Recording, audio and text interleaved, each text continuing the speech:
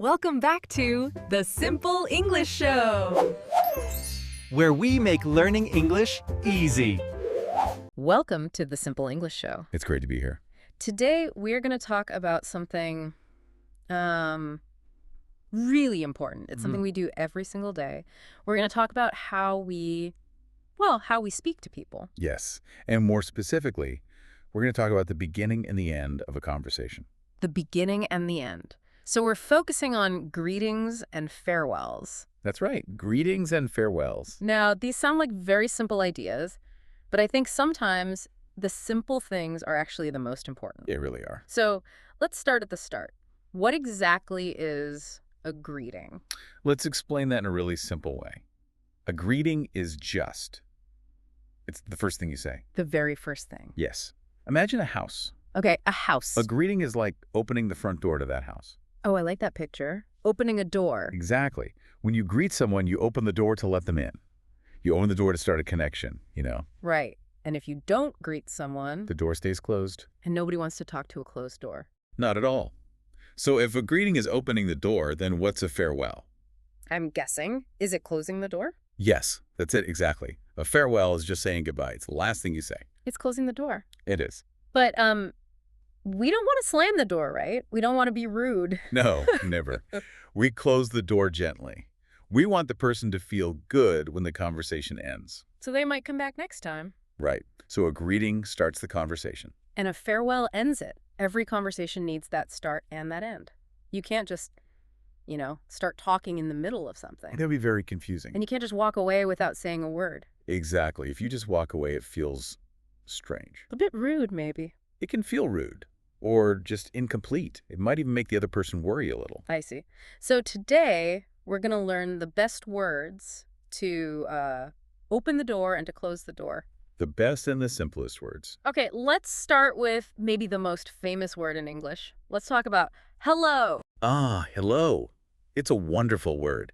It's what we call a universal greeting. Universal. That's a big word. What does that mean here? It just means it works for everyone. Everyone. And everywhere. It's always safe. You can use it in any situation, and it will be okay. That's really good to know. Because sometimes, speaking a new language can be a bit scary. You worry about making a mistake. With hello, you can't make a mistake. It's always a good choice. So, for example, I can say hello to my mother. Yes. And can I say hello to my boss at my job? Yes. It's perfect for a boss. Yeah. It's polite, but also friendly. What about a doctor or a teacher? Definitely. For a doctor, a teacher, a police officer, hello shows respect. But it's not too formal. No, it's right in the middle. It's never wrong.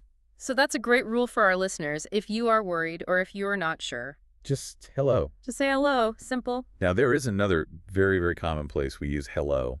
Do you know where? Is it? On the telephone. That's it. Yes. When we answer the phone, we almost always say hello. Why is that, though? Why that specific word? Well, think about a phone call. When you first pick up the phone, you can't see the other person. Right. You don't know who it is. And you don't even know if they're there or if the connection's working. Ah, okay. So hello is like a check to see if anyone is there. Yes, exactly. It's a way to check. When you say hello on the phone, you're really asking a question. Are you there? Can you hear me? Yes. Your voice even goes up a little bit at the end. Hello.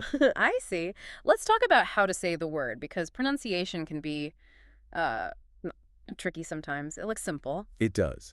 I think the most important part is the sound at the very beginning, the H sound. Hello. It's like a little puff of air, a breath. It is. It's a breath. A good way to practice is to put your hand in front of your mouth. Okay. When you say hello, you should feel a little bit of warm air on your hand. Hello. Yes, I feel it. If you don't push that air out, it can sound like hello. Which isn't quite right. No, not quite. You want that clear, soft H sound. And I have another tip I heard. I heard that your face is important when you say it. Oh, your face matters a lot. You should try to smile when you say hello. Really? Even on the phone, when the other person can't see me. Yes, even on the phone. It sounds strange, but it works. How? When you smile, the shape of your mouth changes. And that actually changes the sound of your voice. So a smile makes my voice sound different. It makes it sound friendlier, it sounds warmer, more welcoming. That's amazing. Okay, let's try it. I'm not smiling. I have a sad face. Hello. That sounds a little tired, a little flat. It sounds like you want the conversation to be over already. Okay, now I'm smiling. A big smile. Hello! See? Much better. That sounds welcoming. It sounds happy. Remember the door analogy? Yes, you're opening the door.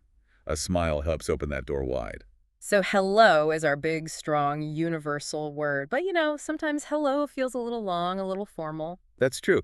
In English, we often like to make words shorter. We like to be quick and casual. Which brings us to hi. Yes, hi. It's so short, just one sound. It has the same basic meaning as hello, but the feeling is very different. Hello is complete. Hi is, well, it's casual. It's friendlier, more relaxed. Exactly. So when should I use hi?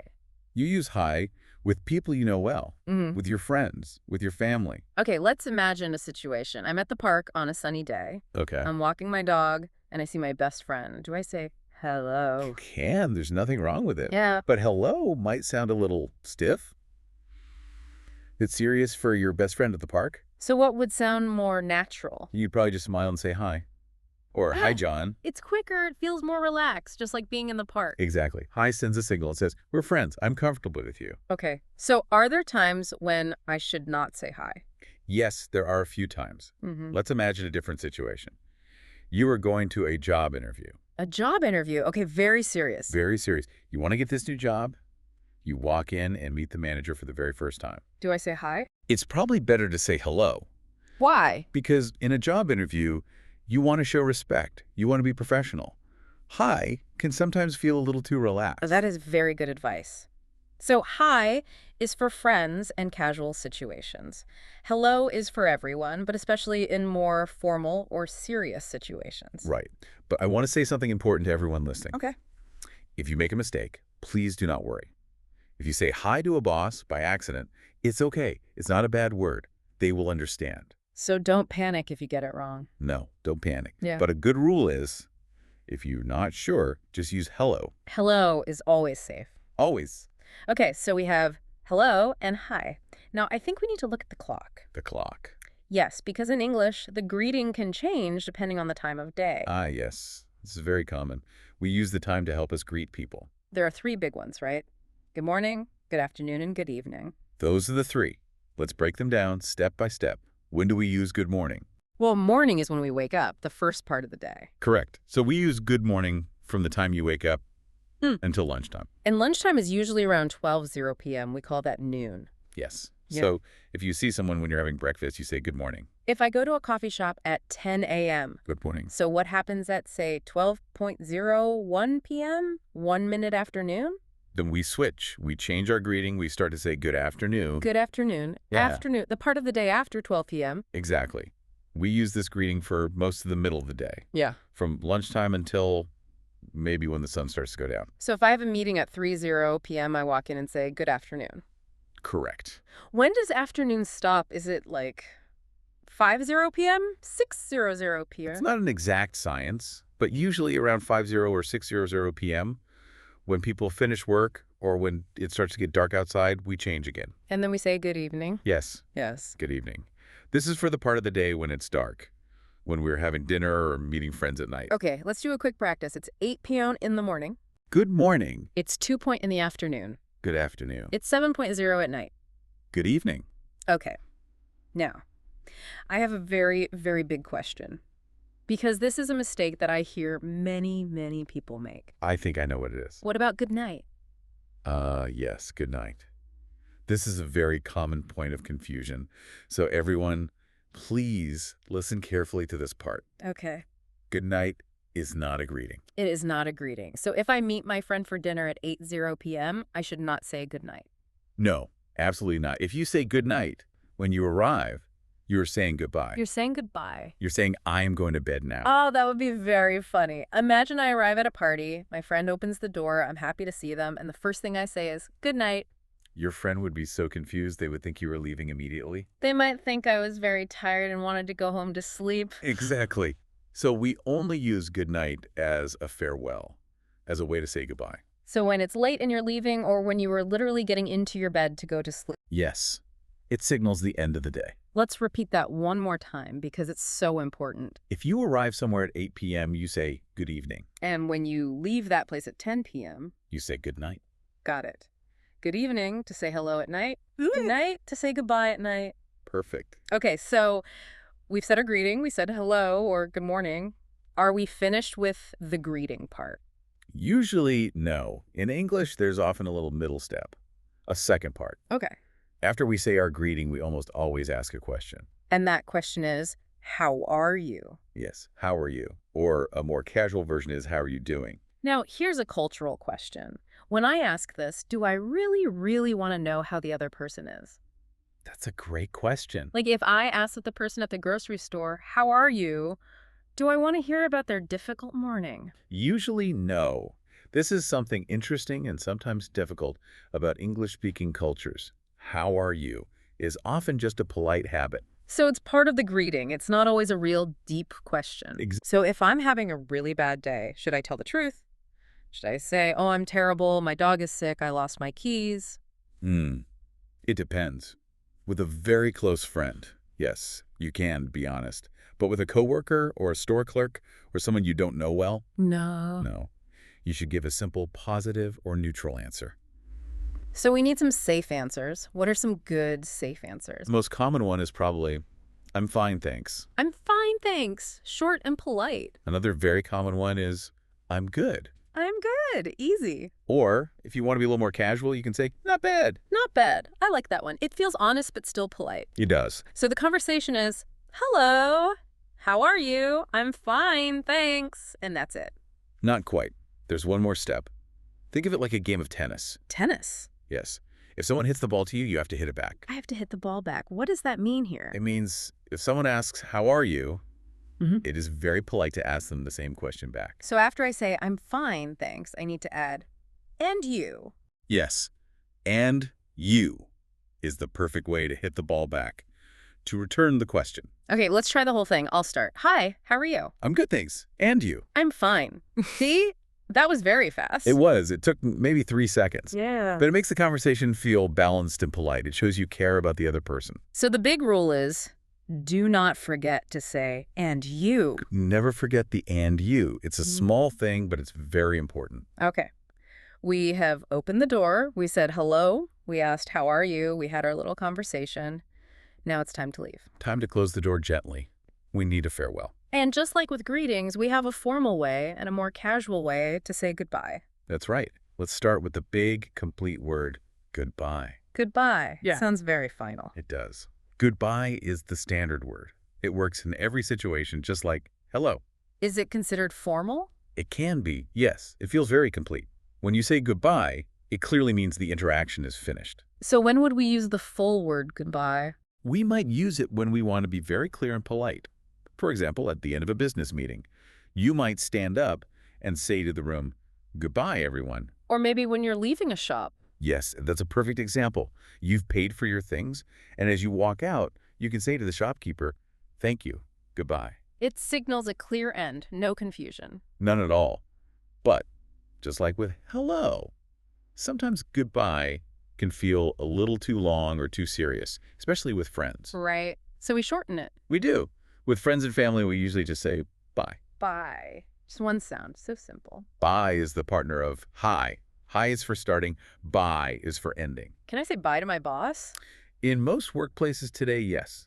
It's very common and usually fine. Bye is safe in most situations that aren't extremely formal. What about bye-bye? I hear that sometimes too. Bye is... That's a bit different. It's very sweet, but it's usually used with children. So I would say bye-bye to a baby or a small child. Yes. You might wave your hand and say bye-bye to a toddler. Some people use it with very close family, but you have to be careful. Why? If you say bye-bye to your boss, for example, it might sound a little childish. Okay, so I'll stick to bye at work. Probably a good plan. Now, there's another phrase I hear all the time when people are leaving. See you. Yes. See ya. This is a wonderful, friendly phrase. What does it really mean? It means exactly what it sounds like. Yeah. I expect that I will see you again. So it's not a final goodbye. No, it's hopeful. It keeps the connection open for the future. I like that. And there are many ways to say it. You can just say, see ya. Or you can say, see you later. See you later. That just means sometime soon. Right. Or if you know when you will see them, you can be more specific. How so? Well, imagine you are leaving your office on a Tuesday. You know you will be back on Wednesday. So you can say to your coworkers, See you tomorrow. exactly, see you tomorrow. It's very common. Or maybe see you next week. It confirms your next meeting. It tells the other person our connection continues. Yes. It's much warmer, much friendlier than just goodbye. So a good combination when leaving a friend would be, bye, see you later. That's perfect. Casual, warm, and very clear. Okay, we are almost at the end of the farewell. Is there one more part? There is. We often add what we can call a polite closing. A polite closing. Yes, it's like a little wish. We add a short phrase to wish the other person something good. You mean like, have a nice day? Have a nice day. Yeah. That is probably the most common one in English, especially in North America. And when do we say this? You hear it all the time in service situations, in stores, in coffee shops. The cashier gives you your change and says, Have a nice day. And what do I say back? the easiest response is just, you too. You too. That's simple. Very simple.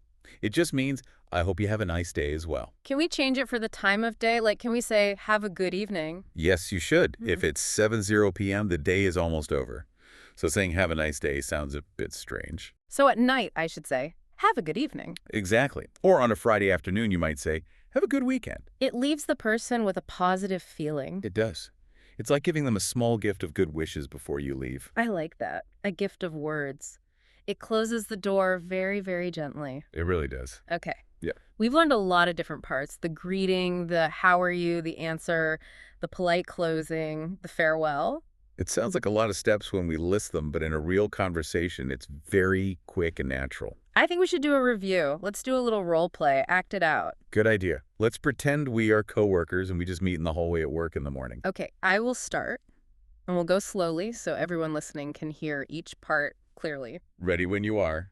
Good morning. Oh, good morning. How are you? I'm fine, thanks. And you? I'm good. Great. Well, have a nice You day. too. Goodbye.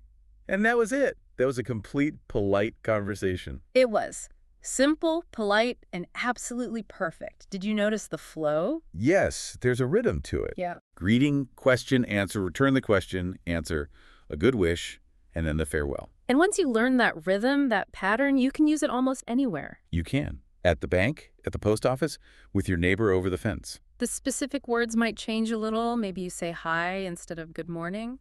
Or maybe you say see you instead of goodbye. But the basic structure, the rhythm, is the same. So I really want to encourage our listeners to practice this. Yes. You don't need to worry about having a long, complicated conversation in English.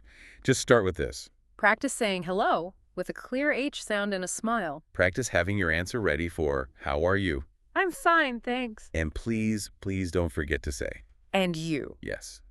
If you can do these simple things, people will think your English is wonderful and very polite. They'll be happy to talk with you. And we have to mention the goodnight rule one last time. Oh, yes. The big one. Don't say goodnight when you arrive, only when you are leaving. Knowing how to start and end a conversation correctly is so important. It gives you confidence. It really does open the door to making new friends and connections. It really does. You don't need a lot of big, fancy words. You just need these simple, universal ones. We really hope this helps you feel more ready to go out and speak. Just open that door, say hello. And then, when you're done, close it gently. Say goodbye. Thank you for joining us today to talk about these very simple but very important words. It was a pleasure to break it down. Thanks for listening.